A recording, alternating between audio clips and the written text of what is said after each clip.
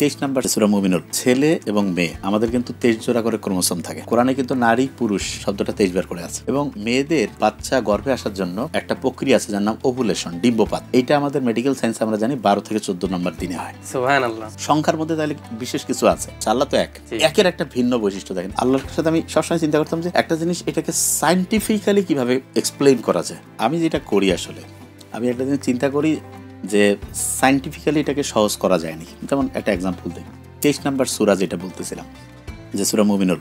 আচ্ছা, আপনি দেখেন ছেলে এবং মেয়ে আমাদের কিন্তু 23 জোড়া করে ক্রোমোসোম থাকে। জি। এবং কোরআনে কিন্তু নারী পুরুষ শব্দটা 23 বার করে আছে। এবং ইন্টারেস্টিং জিনিস, আল্লাহ যে 23 নম্বর যে সূরাটা আছে সেই সূরা মানুষ সৃষ্টির রহস্য বলছে, কিন্তু সেখানে আল্লাহ মানুষ সৃষ্টির রহস্যটা যেই আয়াতে বলছে সেটা হচ্ছে 12 থেকে 14 নম্বর আয়াতে আছে। এবং মেয়েদের এই বাচ্চা গর্ভে আসার জন্য একটা প্রক্রিয়া আছে যার নাম ওভুলেশন, ডিম্বপাত। এইটা আমাদের মেডিকেল সায়েন্স আমরা জানি 12 থেকে 14 নম্বর দিনে হয়। আচ্ছা, এখন দেখেন সুবহানাল্লাহ, আপনি একটু জাস্ট চিন্তা করবেন যে আমরা যে এই গোটাল যে রুমটা আছে এটা যদি আমরা একটা বৃত্ত বানাই, বৃত্ত সার্কেল, তাহলে এটা কিন্তু হবে 360 ডিগ্রি। আচ্ছা, আপনি চিন্তা করেন তো যে কাবা শরীফে ওইটা তো একটা চতুর্দিকে তাওয়াফ করতে মানুষ, তারপর ওইটা একটা বৃত্ত, তাহলে ওইটাও নিশ্চয় 360 ডিগ্রি। তাহলে 360 ডিগ্রিতে আপনি খেয়াল করেন ওইখানে কিন্তু 360টা মূর্তি ছিল, তার মানে প্রতি ডিগ্রিতে একটা করে মূর্তি। আচ্ছা, 360 নাম্বারটা খুব ইন্টারেস্টিং। কি কারণে? 360-এর 3টা নাম্বার আছে, 360। 360 যোগ করলে কত হবে? 9। 360 9। এটা 2 দিয়ে ভাগ করেন, কত হবে? 180। 180-কে যোগ করেন তো 180 কত? 9। 180-কে ভাগ করেন 2 দিয়ে, কত হবে? 90। 909। এবার 90-কে 2 দিয়ে ভাগ করেন, কত? 45। 4 5 9। 45-কে আপনি ভাগ করেন 22.5। 22 মানে 2 2 5 9। এবার 9-কে আপনি আরেকটা জিনিস চিন্তা করেন, 9-কে আপনি 9 দিয়ে গুণ করেন, কত হবে? 81। 81-র যে 2টা সংখ্যা আছে 8 1 যোগ করলে কত হবে? 9। 9-কে এবার আপনি 2 দিয়ে গুণ করেন, 9 2 কত? 18। 1 আর 8 যোগ করলে কত হবে? 9। 9-কে 3 দিয়ে গুণ করেন তো 3 নং 27। 2 আর 7 9। 9-কে 4 দিয়ে গুণ করেন, 4 নং 36। 3 আর 6 9।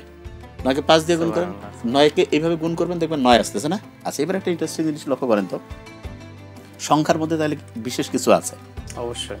এখন এক যে সংখ্যাটা আছে, আল্লাহ তো এক, একের একটা ভিন্ন বৈশিষ্ট্য দেখেন। 1-কে যদি আমি 1 দিয়ে গুণ করি, কত? 1। 1-কে 1 দিয়ে ভাগ করলে 1। আচ্ছা, এবার একটা জিনিস দেখেন যে পৃথিবীতে sine theta, cos theta, tan theta এরকম কিছু মান আছে।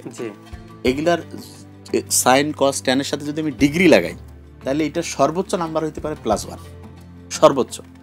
তার মানেটা কি? তার মানে আপনি যদি আল্লাহর সাথে কানেক্টেড থাকেন, এককে বিশ্বাস করতেছেন, তাহলে আপনি কিন্তু সর্বোচ্চ নাম্বারে যেতে পারেন। এটা চিন্তার বিষয়। আবার সাইন কস ট্যান এগুলোর যদি আপনি সর্বনিম্ন কোণে আনেন, মান হইতে পারে -1, তার মানে আপনি আল্লাহর সাথে কানেক্টেড নাই, এদিক থেকে আপনি নেগেটিভে চলে গেলেন।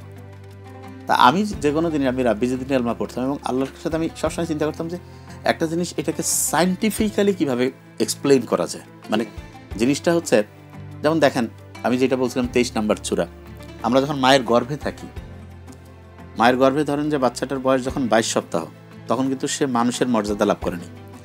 তার বয়স যখন 23 সপ্তাহ ঠিক হইল, তখন আমাদের মায়ের গর্ভে থাকা অবস্থায় একটা উপাদান মিশ্রিত হয় যার নাম হচ্ছে সারফেক্ট্যান্ট। এটা করে কি? আমাদের যে ফুসফুস আছে না, সেই ফুসফুসটাকে হচ্ছে স্ট্রং করে। তার মানে 23 সপ্তাহ বয়স, দেখেন 23 নম্বর সূরা, সারফেক্ট্যান্ট ক্ষরণ হয় 23 সপ্তাহ, ওই সময় সে মানুষের মর্যাদা। এইভাবে যখন যে কোনো একটা জিনিস আপনি মানে টেকনিক দিয়ে পড়বেন, তারপর আপনি দেখেন একের বৈশিষ্ট্যগুলো আপনি অবাক হবেন। আমাদের যে স্বরবর্ণ আমরা পড়ি না, প্রথম যে বর্ণটা পড়ি অ পড়ি, কিন্তু আপনি দেখেন অ এর কিন্তু কোনো সংক্ষিপ্ত রূপ নেই। আবার আপনি যতগুলো ব্যঞ্জনবর্ণ আছে, প্রত্যেকটা ব্যঞ্জনবর্ণে আপনি দেখবেন অযুক্ত আছে। যেমন আমি যদি বলি ক, এই কটাকে যদি আমি ভাঙি তাহলে ক এর নিচে একটা হসন্ত হবে প্লাস অ হবে। তার মানেটা কি? 1 নম্বর বর্ণ যেটা, সেটা সবগুলোর সাথে যুক্ত আছে। তার মানে পৃথিবীতে যত রকম জিনিস আছে সবগুলোতে কিন্তু আল্লাহর অস্তিত্বের, আল্লাহর কন্ট্রোলের মধ্যে আছে। তার মানে চিন্তাটা আপনি কিভাবে করতেছেন সেই অনুযায়ী এটা ম্যাচিং হবে।